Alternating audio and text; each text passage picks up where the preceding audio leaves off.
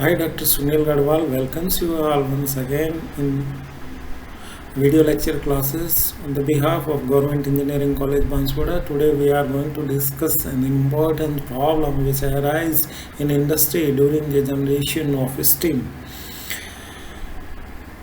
To avoid this problem during the feeding of water in boiler, water we are taking from the sources, natural sources like lake, ponds or rivers, and from the dam. So we know that in our country the soil is nutrient rich, and many mines are available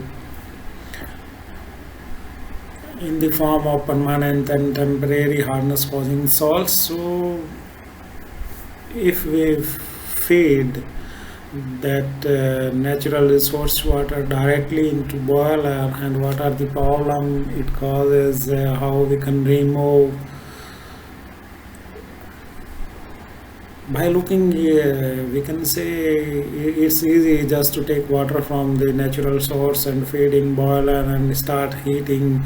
Steam will come and that can be utilized, but after a long period that dissolved salts will deposit on boiler joints from where the steam is coming out. So the inside of the boiler, some non-sticky or layer of the salts will deposit, and that will harm. It will choke all the joints, and those salts are not a good source of energy transferring. So sometimes suddenly the boiler will explode. To avoid this problem, which is a big problem, today we are going to discuss this topic in details. So hoping that you will understood the problem and how to. So internal method for treatment of water. What is the meaning of internal treatment? So treatment of water inside the boiler is known as internal treatment of water. In this case, we take water from natural sources and feed in boiler as such.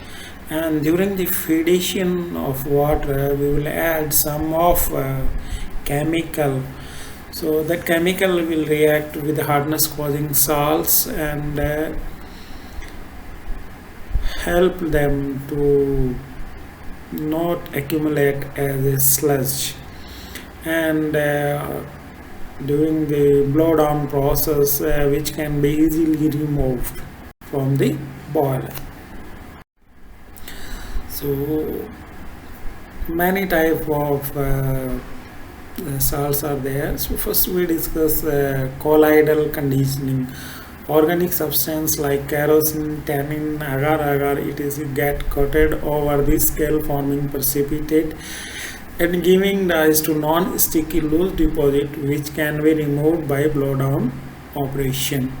Another thing is phosphate conditioning. Scale formation in high pressure boil can be avoided by the addition of sodium phosphate, which is formed the non-adherent and easily removable soft sludge with calcium, magnesium, iron, aluminium, zinc, temporary, specifically permanent hardness causing salts. So how this is the reaction is taking part?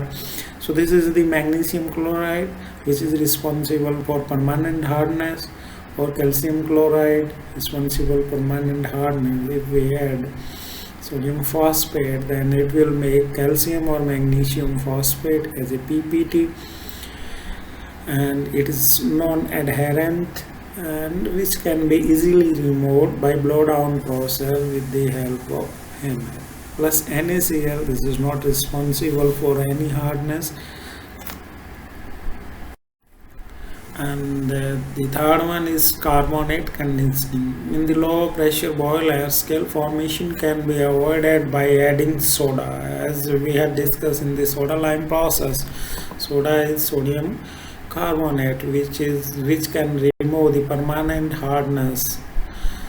so causing salts and convert them in corresponding calcium carbonate, and by blow down process we can remove easily.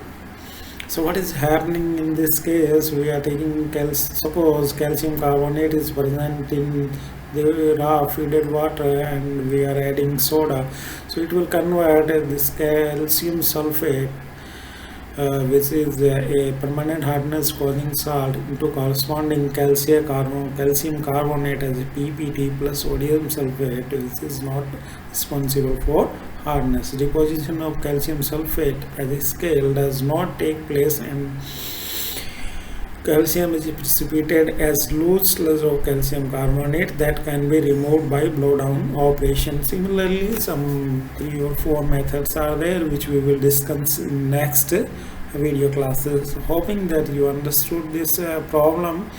Thank you.